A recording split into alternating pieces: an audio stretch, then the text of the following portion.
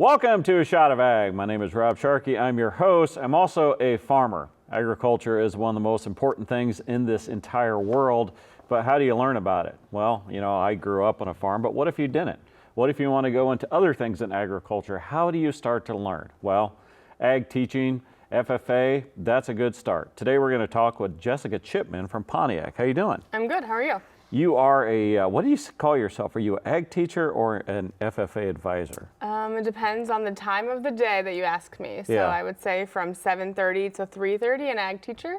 Usually from 3:30 till who knows when, depending on the day, FFA advisor. So you're a regular teacher in school, Yep. and you're teaching ag, and then it's like if the ag kids were a team, you would be the coach. Exactly. Yeah. Yeah. And even then, sometimes like during lunch or we have like a study hall period, I become FFA advisor. We do practices, we do meetings.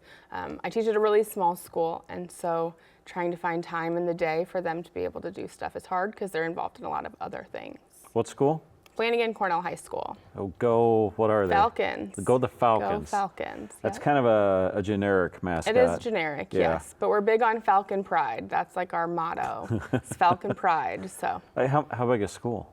we have 107 kids in the high school. So fairly So small. small, yeah. How many kids are in FFA? We had 79, so we're sitting at right around 75%. No, hold up. You're at over. I don't want to do math, but you're over 70% of the kids are in FFA. Yeah. All right. Yeah. Well done. Yeah. How? How do you do that? I would say success breeds success. So we've been fortunate enough to do very well in the FFA world, but our classes are very hands-on, and we're a small school, so there's not a lot of elective options. But once we get the kids, very rarely do they not take a class the next year. Gotcha. So you get your hooks into them. Yep, very much so. What do you think the draw is? Because not all those can be farm kids. No, they're not. Actually, very few of them come from a production background. And so I think it's the hands-on aspect. Some of our classes too, like we have an ag science class that counts as a science credit. Yeah. So maybe if you don't want to take biology or chemistry, you can take ag science. Oh. You get to eat food in a lot of our classes, so that's a draw. Yeah. Exactly. And mechanics, like I teach in agricultural mechanics classes, which I'm actually expanding into next year. And, they get to have a tangible thing that they can do. In horticulture, we work in the greenhouse. And so it's a lot of different things that's not just sitting in a desk every day. Okay. Let's back up. Yeah. Where'd you get your love for teaching ag from? I have always been involved in agriculture. I grew up on a family grain operation and then showed cattle too. So it's been instilled in me. But then my freshman year of high school, our county does an ag expo, and they invite FFA students to go help present at that. And so once I did that, I was kind of hooked. I remember where I was at my freshman year of high school, walking in the shop the day after and been like, I think this is what I want to do. And Really? So, yeah, I actually was a teacher assistant my senior year of high school with the Intro to Ag class. My ag teacher helped me or allowed me to help teach the class. And so, yeah, I guess from then on, I kind of knew. I went into college thinking I was going to do ag in the classroom, and I had a college professor say, I think you should consider the high school classroom. So I switched my majors. I did some early observation. I had a great student teaching site, and so here I am 14 years later. Where'd you go to college? I went to U of I, Oh. Illini. Generally, people that go to U of I mention it within the first 15 seconds of talking to you. Proud alum. Yep, ILL. Love that school. Yeah. Almost as good as Southern, but hey. I don't know. But you went into U of I with the mindset that you were going to come out a teacher anyway. In a way, yeah. Or thought I was going to work for Farm Bureau or do something. Yeah. I knew I was going to do agriculture and something with people and hopefully kids. So what was your major? When I started, it was ag education leadership. Okay. And then I switched to ag education teacher licensure. That's pretty specific. Yes. I didn't know they were that specific. Yes. Yeah. So in the college right now, it's called ALEC. It's just education and communications. It's just that specific department. Gotcha. Yeah. So you get a degree, then what happens? So I get a degree. I didn't have a job when I graduated, the day I graduated, which I thought was the end of the world at the time. Yeah, right. I had done an interview close to home and didn't get that job and thought life was over. But then... Because you just weren't that good. Well, that's what I thought at the time. Yeah. Yeah. But everything They happens kind of for a reinforced it by reason. not hiring you, though. They did, absolutely. But everything happens for a reason, and so then I got a job at Ridgeview in Colfax, Illinois. Okay. And I taught there for 3 years before my high school ag teacher retired, and then I decided to move back home. So you went back home. I went back home, but I'm so glad I taught somewhere before I went back home. Why is that? I kind of figured out like what worked for me, what didn't work for me, kind of who I was as a teacher, Yeah. but also a lot of the kids that I had, even my first year teaching back at Flanagan, I babysat those kids. I Oh, had cousins. little brats. So it was, yeah, it was some of those things that you're kind of like, you know, figuring out management style, behavior style, like how did you Yeah. want to handle that? So we still had our moments. But This, the person that retired, was that your ag teacher? he was, yeah, Dan Faber. He taught at Flanagan Okay. for 28 years. So. Did he cold quit, or did he's like, hey, if you need any advice or something? Nobody saw. Oh no, he definitely stuck around. He actually is on our school board now at school, and Oh, so okay. he's is still on the alumni and helps quite a bit. But yeah, it was Gotcha. hard for him just to walk away. Is it hard to be a teacher right out of college? I mean, do you feel like maybe the respect's not there yet? It is hard. I mean, you're only 3 or 4 years older than your seniors in class. Yeah. So depending on the relationship they maybe had with a former teacher or whatever, there is definitely, you know, everybody says don't smile the first semester of teaching. I don't think I Really? agree with that. That's what a lot of like old school teachers would say is don't smile at them the first year. Do they call you Mrs. Chipman? Well, at the time it was Miss Collins. But Oh, yeah. okay. Yeah. So because some of these schools are going to first names, I think that's odd. Yeah, no. I had a superintendent that even like our basketball coach, you know, a lot of people just call him by his last name and things Yeah. like that. Our superintendent like would correct the kids in the hallway, and it is Mr. Yoder, not just Yoder. So. Unless it's a coach, Yoder. Yeah. I think that's Yeah. acceptable. Yeah. And I don't know, ag teacher, Chipman. I don't know. Yeah, and It doesn't I do really get called work. that sometimes. Yeah. Okay, so you're back at your hometown, and that was a goal. I guess it was never a goal, but I mean, it was always like the hope. I always wanted to stay close to home with our family farming operation. I didn't want to get too far. And so, yeah, it was nice to come home. I think when I started teaching, though, it was kind of like, I don't know if this will happen. I don't know if our community was going to allow, you know, like a female teacher to come back in.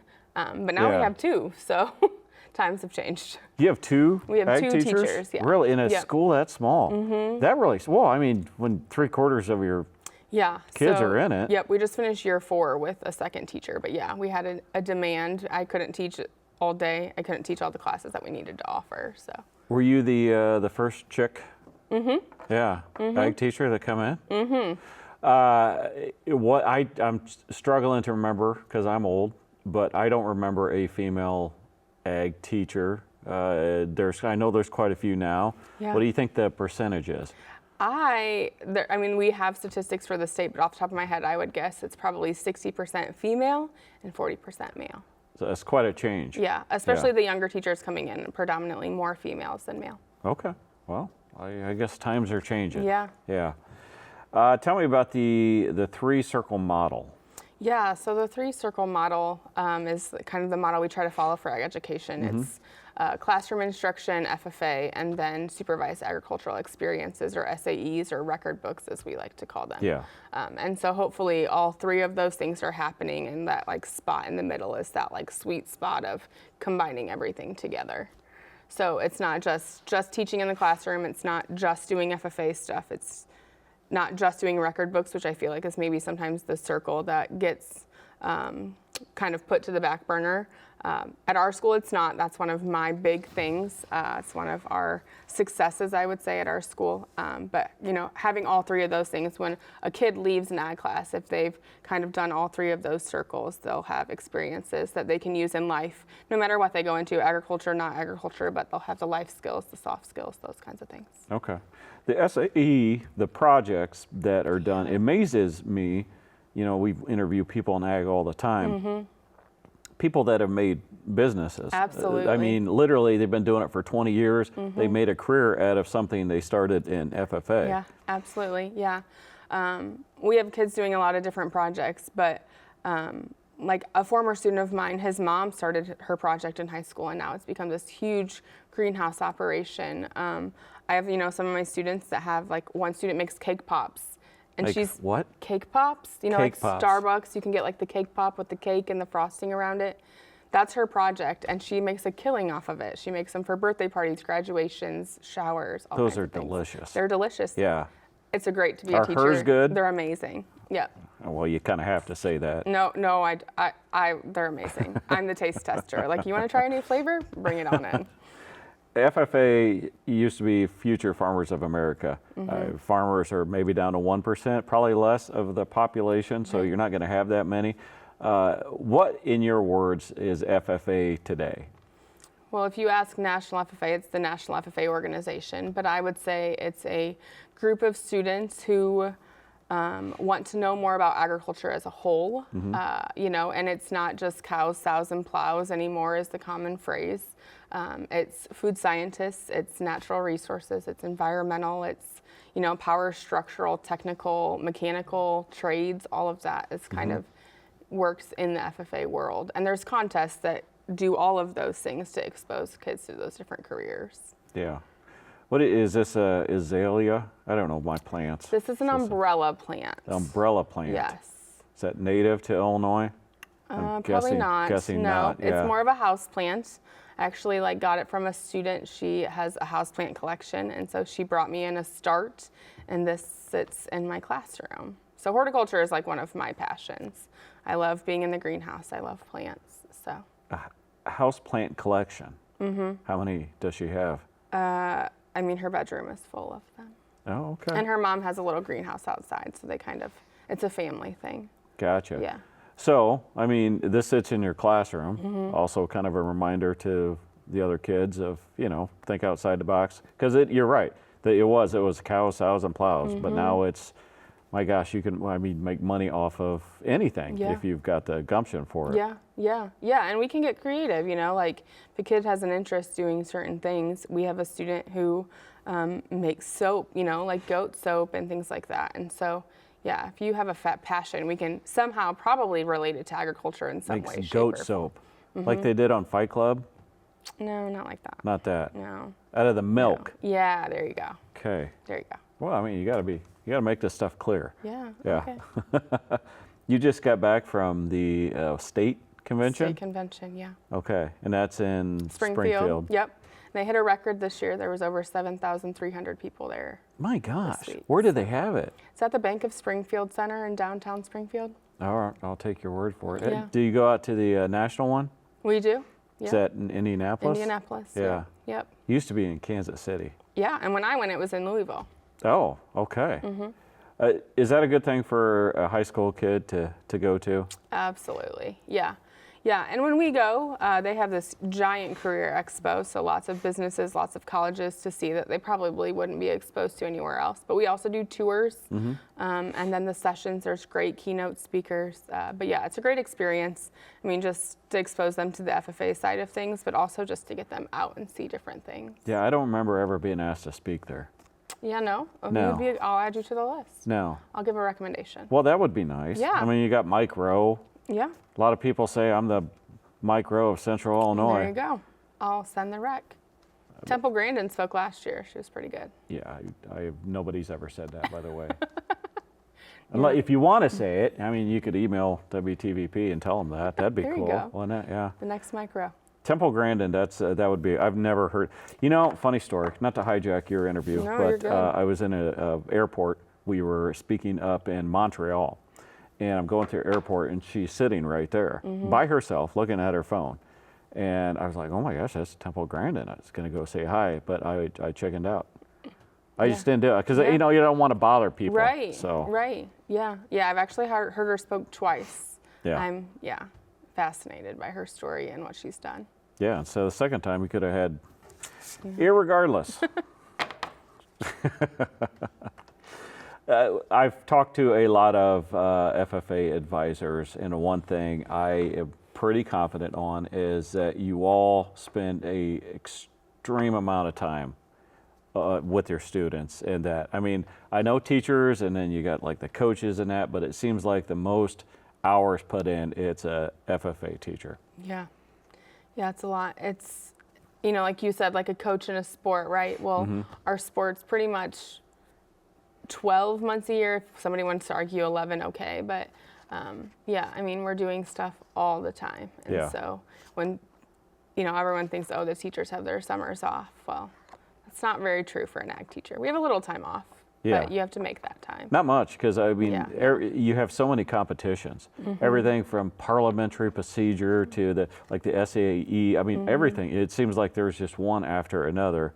Yeah. And not only do you have to like do it, you have to be on the ball to have your kids ready for it. And and you have to be an expert in so many things. That's the hard part. Like I'm not a poultry person. I don't like chickens, and so like trying Why not? I just think they're dirty birds. I'm not a poultry person. I like that Chick-fil-A though. I do too. Yeah. Yeah. I like to eat chicken. I just don't like to work with chickens. So yeah, you have to be an expert in so many different things. So, you go from soils to public speaking to poultry to dairy judging. I mean, it can be a lot. Every chapter has its thing that they're good at. What's yours? Proficiency awards. And what is that? So that's like your record books, like competing with their SAEs. Oh, okay. Yeah. Do y'all get like fired up? Do you have to give like inspirational speeches for your record keeping? I don't know if I would say it's inspirational speeches. It's more like yelling at them to get caught up and get their record books done. Yeah. But it gets done. Sounds aggressive. Well, sometimes I demand. Sometimes the firm hand has to come down. Yeah. It brings up a good question. Are these kids, are they brats? I mean, do you have to like smack them around to get them to pay attention? No. No. Not usually, no. Which student do you like the least? Depends on the day. Yeah? Yeah, I really do have really good students though. Somebody came to mind though. Depending on the day, yeah. I think they probably know who they are. Maybe. Yeah. Yeah. What is relationships over vigor? What does that mean? Yeah, really, I'm a big person on like building those relationships. So I don't have usually my least favorite student because I have put relationships first and tried to build that rapport with kids. Yeah. So I don't teach the first week. Like I don't teach content. Like we do get to know you games, we do leadership building games, personality tests, because I want to know who they are as individuals before I like teach them. So I want to know how they learn best. I want to know if they like to work with people, they don't like to work with people. And so I believe in making relationships with my kids. And then you gain their respect pretty easily. I would think that a lot of teachers, kind of look at that moment or like, oh, there's a kid that I'm going to make a difference in their life, right? The kid is he's either a jerk or everybody thinks he's not smart, but you were able to draw something out of that. Have you had those moments? Oh yeah, yeah.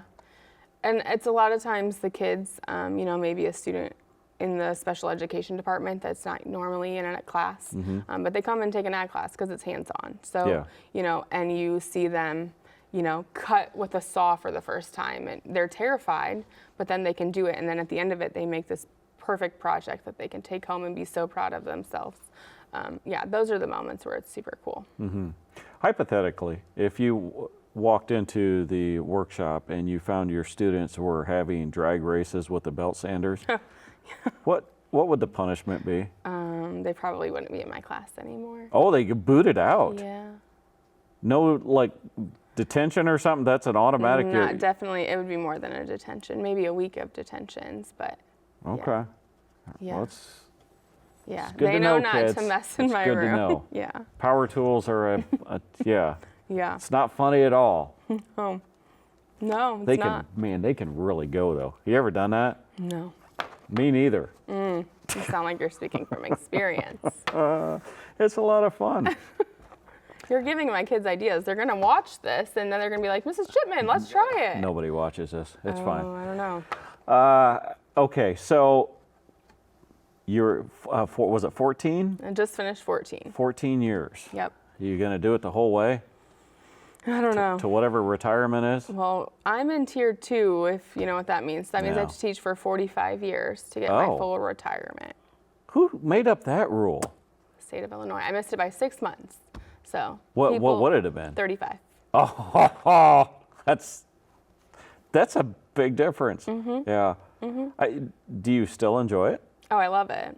Okay. Yeah, yeah. With the ag teachers, it seems like the good ones tend to move on, but you're also in your home community. Does that make a difference? It does, yeah. Yeah. Yeah. Amazing support. Oh, I'm still caught on the fact that 70 out of 100 or so are in FFA. I mean, honestly, if I would put that on a T-shirt or something, you've got to be incredibly proud of that. Yeah, yeah. When I started, it was probably between 40 and 50, depending on the year. And so, yeah, we've made huge strides. But like I said, like the younger kids, we are, for the most part, K-12 in our district. We do have another town that feeds in for high school, but the younger kids are in the hallway with our kids all the time, and they see stuff on social media, and the parents see what we're doing. And so I just think it's like, we want you to be a part of that. Or the younger kids look up to our FFA officers, or kids that are successful, and they want to be like them. And so also some of our best kids are the basketball captain, the football captain, and so they see them doing everything, and so they think they want to do that too. Okay. Well, you must be respected by your peers. You were the president of the IAVAT. Yep. What is that? So that's the Illinois Association of Vocational Agriculture Teachers, which is a mouthful to say. That's a horrible name. It is. Yeah. Yeah. We've tried to change it, but it hasn't happened. So yeah, it's just the Association for Agriculture Teachers. So, like farmers are Farm Bureau members, ag teachers are a member of this organization. But you were president in 2020. Yeah. Unlucky me.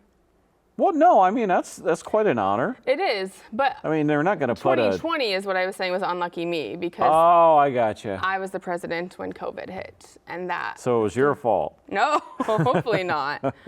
Not that, no. The only president for a year?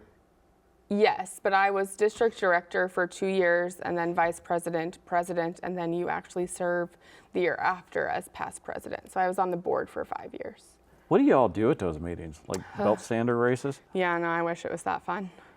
No, we set the calendar, pick locations. IVAT is also in charge of all the CDEs for FFA stuff, which CDEs? like the career development events, so the contests. And so we had to set locations, rules. We have lots of different committees. I bet you that can get, because there's probably some pretty good, there has to be competition. And when the other ag teachers, don't pretend there's not. Oh, there's crazy so it's competition. Like whatever your big event is, you want that at a specific spot. Yeah. Yeah, we're very biased on who hosts things, and yeah.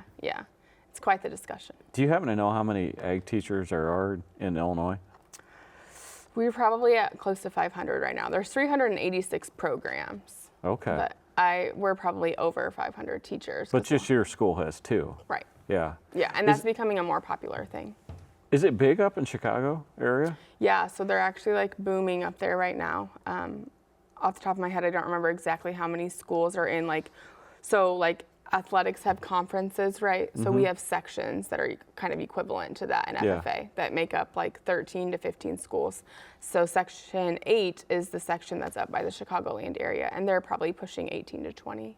18 to 20 schools in that section. Okay.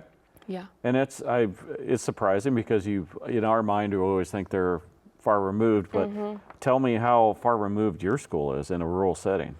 Yeah, I mean, I probably can count on maybe 2 hands depending on the year, but 1 or 2 hands on like how many kids actually like production agriculture. That's their main source of income.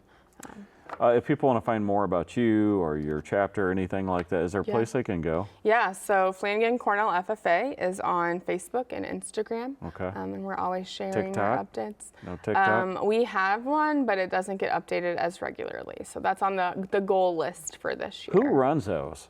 Because you can't let the kids do it, right? Actually, we do. So we have an FFA reporter that does our social media. Yeah. My fellow teacher and I do a lot of it too. Like we've been posting for state convention. But as the year gets rolling and we get back to school, our reporter will do a lot of that. There seems to be a lot on TikTok, and it seems like they don't last very long. Yeah. Because when you give that freedom up, there's always going to be some chucklehead, right, that thinks he's going to be funny and do something that he shouldn't. Yeah. Okay. Are you glad that you went this route?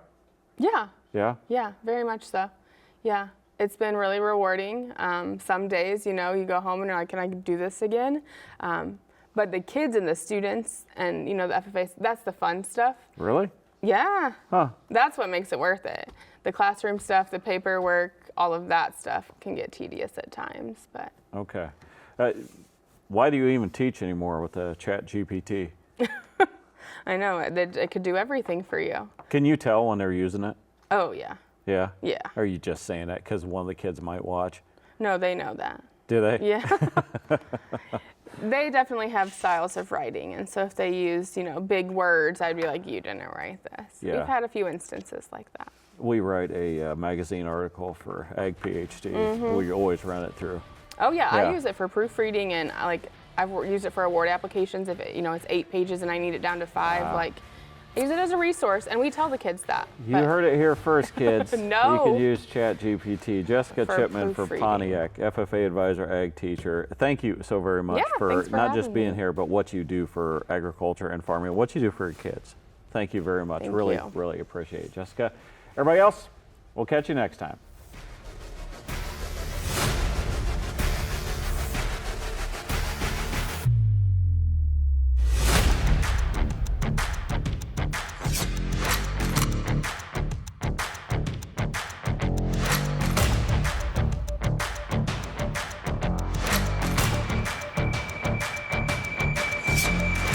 If you enjoyed today's episode, be sure to explore more of our local content. You can connect with us on our social media platforms, visit our website, or download and watch the free PBS app. We can't wait to see you next time on A Shot of Ag.